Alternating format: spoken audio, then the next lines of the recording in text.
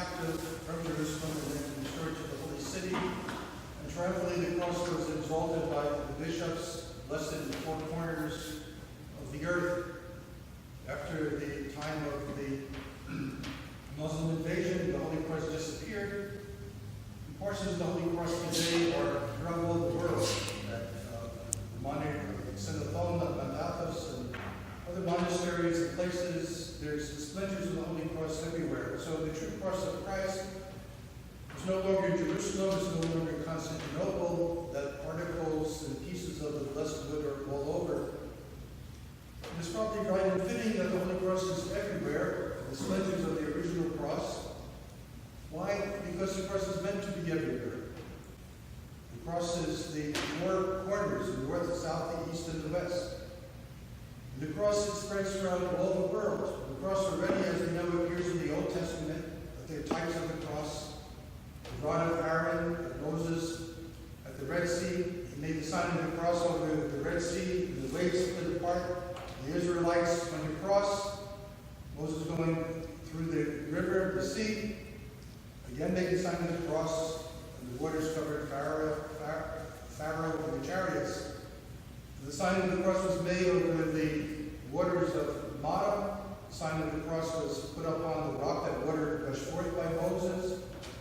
That when Moses was fighting the Amaleks, his arms were raised up high, and the sign of the cross, supported by Aaron and Hur. And when the cross, his arms were lifted, the Israelites were winning the battle, and when his arms fell to the side, the Amaleks were winning. So again, his arms needed to be raised on high, so that victory could be given to the chosen people. In the Old Testament, the blessing of the patriarchs upon the heads of their sons was in the sign of the cross. The sign of the cross was everywhere. We just heard in the Gospel Sunday again that as Moses lifted up the serpent, the brazen serpent, and fixed it to the pole in a horizontal way on the pole, so that the Israelites that were bitten by the poisonous snake, that they would look upon the image on the cross and they would receive their salvation, that the poison would not harm them, they would not die. Our Lord himself prophesied that as Moses lifted up the serpent in the wilderness, so will the Son of Man be lifted up on the wood. The Son of Man, Jesus Christ himself, saving us by the cross. The cross, as we know, traditionally, the prophet Isaiah says that the cross was made of three types of wood, the cedar, the cypress, and the pine. The cross of Christ is three woods, as it were. The cross of Christ does three things for us if we think about it. First of all, it's salvation. The gospel today talked about that. That Christ was affixed to the cross. With his blood, he washed away our sins. That the power of the cross is salvation of mankind is the defeat of the devil, the remission of sins, and the death of Christ puts to death death itself. And so it's salvation that the cross brings, first and foremost. The second thing, it brings protection. That the cross it protects. It's the shield. It's the sword that cuts the power of the demons in half. It's a shield that protects us. That people wear a cross for protection. That they sign themselves with the cross for protection. That it's the protective nature of the cross, so that where the cross is the power of Christ is, the glory of Christ is. And the third thing is that the cross is sanctification. That things are made blessed. Things are consecrated. Things are made holy by the cross. That everything that is blessed, food, drinks, vestments, churches, travel, tombs, even when we come to the church at the very beginning, when we're a little infant, just born, what is the first ministry of the church to us? That the priest breathes in the sign of the cross upon the face of the infant. And what's the very last thing that is done to us when we're buried? The cross is erected here in the cemetery to remind us that cross comes again. And the last day it says the cross will appear in the heavens when Christ comes in glory. That his cross will shine forth in the heavens. And so the cross is central to human history. The cross is the dividing point between what was before, which was corruptible, which was desolate, which was a dead end, to what follows, which is open to the kingdom of God. That the cross itself stands in the middle of history. It was the instrument of torture. It was the instrument of vilification. It was the instrument of humiliation. That it was the instrument that the criminals were bound to. There was no glory in the cross. But when Christ was upon the cross, and he took upon himself our sins, the suffering of Christ on the cross, it was physical, yes, but it was more so spiritual. That the heavy weight that Christ bore on the cross was the weight of our sins. Because the sins of each one of us, for all mankind, from the beginning to the end of the time, Christ was laden with that. But this was a heavy burden that Christ had on the cross.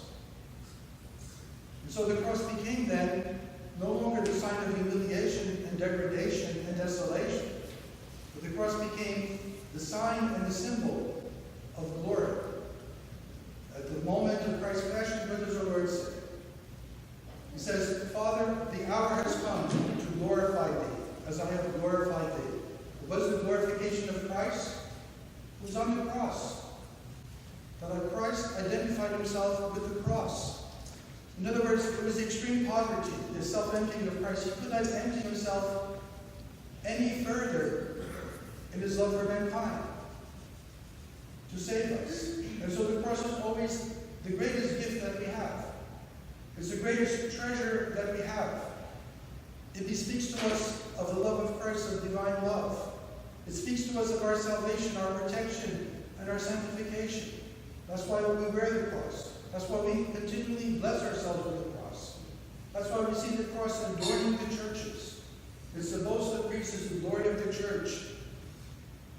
It's the enemy of the demons. That is the joy of the faithful. That we all make those laudations to the cross.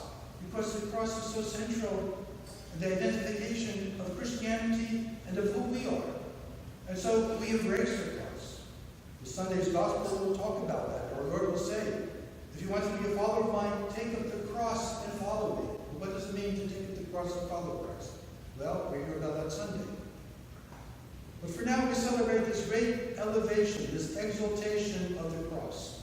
It's adorned with flowers. We sense it, we kiss it, we venerate it, we bow down before it. But the cross must never be something that's just external. It must only be an event and a sign of something that is historical. That we have to identify with the cross. We have to take up the cross and follow Christ. As Apostle Paul says, crucify the flesh and its passions. Apostle Paul says, he invites us and says, crucify. What does crucify mean? It means to be crucified to the cross. But not our cross, but to the cross of Christ. To identify with Christ that has taken away our sins and our passions. That he has given us this new lease on life, as it were. And not only a new lease on life, but an eternal life. And so the cross, again, is the gift to us. And it's also the challenge to us. Sometimes the cross might seem heavy to us. We say, oh, this is a cross for me. This is a cross for me. Well, there's no cross that is so heavy that our Lord doesn't help us carry it. That the Lord does not allow any cross to come upon our shoulders that he knows that we cannot bear. We can bear any cross that comes into our life.